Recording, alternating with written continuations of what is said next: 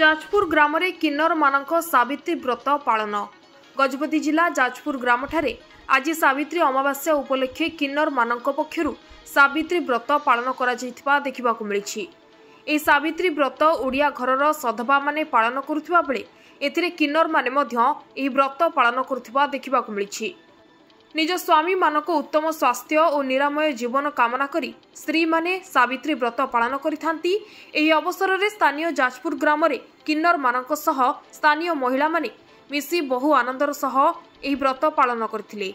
एही कार्यक्रम रे गजपति किन्नर समाज सभापति मधु बराड, संपादिका जस्मिन शेख सह अन्य सदस्य एवं महिला माने उपस्थित रहिथिले।